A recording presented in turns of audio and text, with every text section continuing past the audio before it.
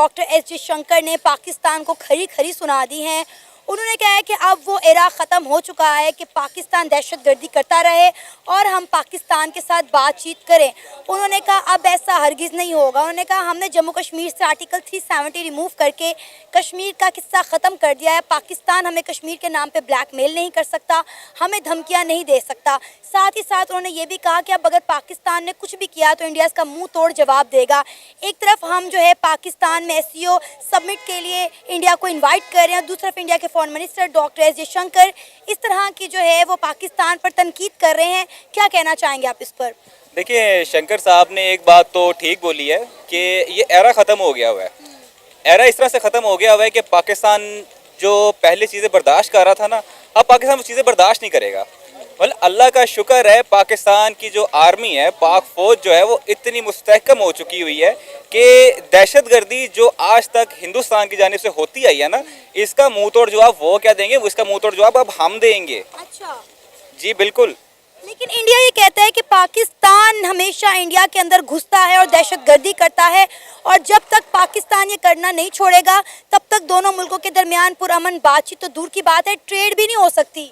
देखें, ट्रेड तो पहले भी कितनी को हो रही है ट्रेड इनके साथ, ठीक है। दूसरी बात ये है कि आप हिस्ट्री उठा के देख लें, पाकिस्तान कभी हिंदुस्तान के इलाकों में नहीं घुसा। हिंदुस्तान ने हमेशा हमेशा हमारी वायलेशन की है बॉर्डर्स की, ठीक है। आप जितनी भी हिस्ट्री उठा के देखें, हमेशा से हिंदुस्तान की जानिब से कदम उठाए गए हैं। तो अब अगर हिंदुस्तान अपना जो अपने आप को बहुत मुस्तहकम समझ रहा है, बहुत अपने आप को सॉलिड समझ रहा है, वो करके देख ले। अगर उसको लगता है कि वो शायद पाकिस्तान का मुकाबला कर सकता है अब, तो अल्लाह का शुक्र है कि अब इतने ताकत जोर है हमारे बाजू में कि इनको फिर हम बताएंगे कि हम भी क्या चीज़ हैं। फिर अगर इंडिया का पाकिस्तान ने मुकाबला करना ही है तो आईटी में करें ना, साइंस में करें, एजुकेशन डिपार्टमेंट में करें, हेल्थ डिपार्टमेंट में करें। देखिए इंडिया कहीं ना कहीं ये बात ठीक कह रहा है कि अब ये एरा ख़त्म हो चुका है।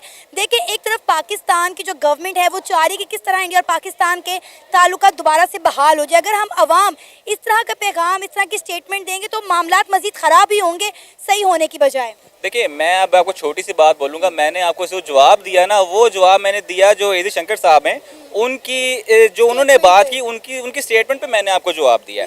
सेकेंडली, अगर आप बात करें कि जी हम टेक्नोलॉजी में कितना उनसे पास हैं उनके, या कितना उनके हम लोग कम्पीट कर सकते हैं उनको, तो कोई शक नहीं है पाकिस्तान टेक्नोलॉजी में उनसे बहुत पीछे है। हमें उनको उस चीज़ में कंपटीशन देना चाहिए, हमें उनको कंपटीशन करना है और बिल्कुल करना है, और हम उसके लिए मेहनत कर भी रहे हैं। अब आप देखें कि वाकई में अब वो दौर नहीं रहा, हथियारों की जंग नहीं रही, अब इकॉनमी की जंग है और इस जंग में मेरा ख्याल है इंडिया ऑलरेडी जीत चुका है दुनिया की 5वीं बड़ी इकॉनमी बनकर। देखें, इसमें कोई शक नहीं है, इंडिया की इकॉनमी बहुत स्ट्रांग है। और आपने जो सबसे पहले वाली बात की थी ना, ये अगर आप इस वाली बात के साथ कनेक्ट करें ना, तो इंडिया खुद कभी ये हरकत नहीं करेगा कि वो हमारे साथ किसी भी सिचुएशन ऑफ वॉर में फंसे।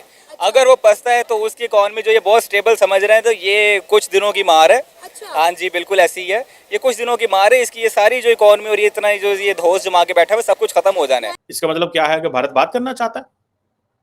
इसका क्या मतलब है कि पाकिस्तान जो कुछ इनिशिएटिव लेता है तो भारत क्या वेट कर रहा है उसका?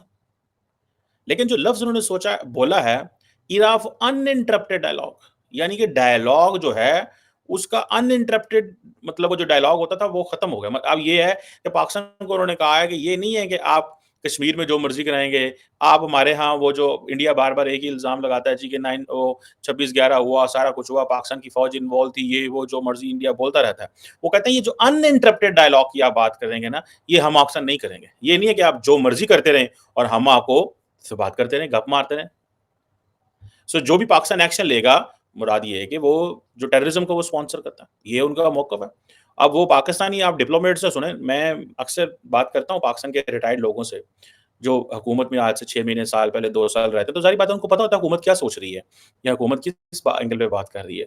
वो एक ही बात कहते हैं, जी इंडिया ने तो रैंड लगाई हुई है, दे आर लाइक जी वो ऐसे है, ऐसे है, वैसे है। और जब इस तरह की चीज़ें हैं, अब जब होंगी तो nobody will speak, nobody will talk, ठीक है जी। सो ये जो अनइंटरप्टेड डायलॉग, वो कहते हैं हमने अब आपके साथ अनइंटरप्टेड नहीं, अब डायलॉग इंटरप्ट हो जाएगा, इंटरप्शन हो गई, ठीक है जी। सो पाकिस्तान के साथ जो है मेरा भी यही ख्याल है कि पाकिस्तान को 2 ही चीज़ें पाकिस्तान के सामने हैं, या तो इतने ताकतवर हो जाओ, इतने रेलिवेंट हो जाओ कि इंडिया की मजबूरी बन जाओ, या किसी को बेच पा लो। और तो कुछ हो नहीं सकता। ताकतवर हम हो नहीं सकते, उसके लिए टाइम लगता है, उसके लिए सीरियसनेस चाहिए, उसके लिए पाकिस्तान के अंदर एक पॉलिटिकल डायलॉग चाहिए, उसके लिए पाकिस्तान की लीडरशिप और अवाम को चाहिए कि वो क्या करें। तो जब हमारी इंटरनल लड़ाई नहीं खत्म होगी, सियासतदान कहते हैं जी फौज हमें इंटरप्ट करती है, फौज कहते हैं ये सीरियस नहीं है। तो जब ये चीज़ें नहीं ठीक होंगी तो इंडिया से हम तो फिर सीरियस ना हुए तो कम खत्म होगा। सो एक ही इमीडिएटली चीज़ रह जाती है और वो है नेबरिंग, बाकी कोई ऐसी थर्ड पार्टी बीच में आ जाए। सो वो कहते हैं जी नेगेटिव और पॉजिटिव जो मर्जी हो, अब हम नहीं करेंगे उस चीज़ में। डॉक्टर जयशंकर को आपको एक चीज़ की दाद देनी पड़ेगी, ये है कि he has an opinion about everything and he has a diplomatic opinion about everything. So उन्होंने टेररिज्म को इतना उठाया।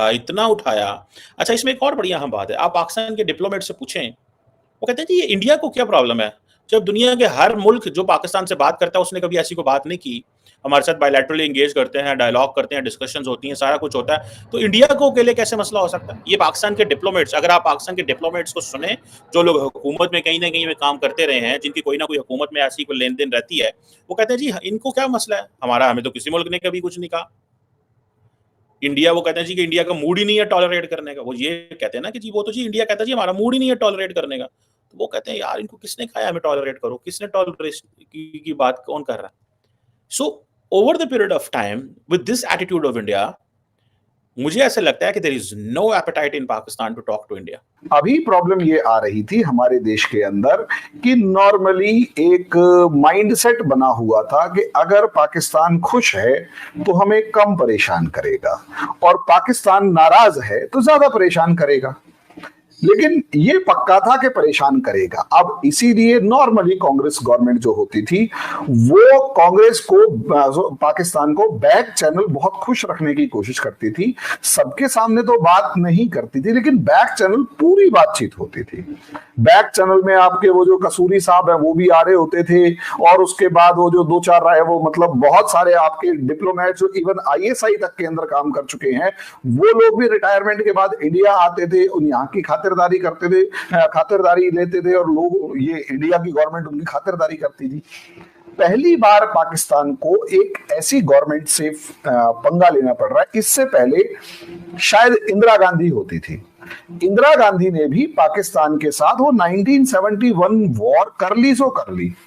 उसके बाद आप देखेंगे तो आपकी जो जियाउल हक थे, या उनसे पहले अयूब खान, जियाउल हक आए, उससे पहले वो आपके क्या नाम है, जुल्फिकार अली भुट्टो आए, और फिर जियाउल हक आए। दोनों के साथ इंदिरा गांधी ने डील किया, लेकिन इंदिरा गांधी दोनों के साथ अच्छा डील करती थी बहुत तरीके से, और तभी आपकी ऑपरेशन टोपैज और वो 1000 कट थ्योरी जो थी वो आगे बढ़ पाई।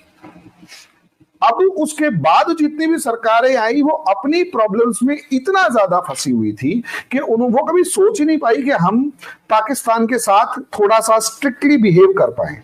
उनमें से कभी किसी कोई सोच ही नहीं पाया, और यही एक बड़ा रीजन था कि पाकिस्तान जितनी ज्यादा बदतमीजियां करता था, इंडिया की तरफ से उसका रिस्पांस ना के बराबर आता था। बीजेपी वाले आते थे तो क्योंकि ये प्रो हिंदू हैं, राइट विंग कहलाते हैं, और पाकिस्तान बैशिंग इन्हें फलती है या अच्छा रिएक्ट करती है, तो हम देखेंगे कि अटल बिहारी वाजपेयी भी ये स्टेप्स उठा सकते थे दोस्ती का।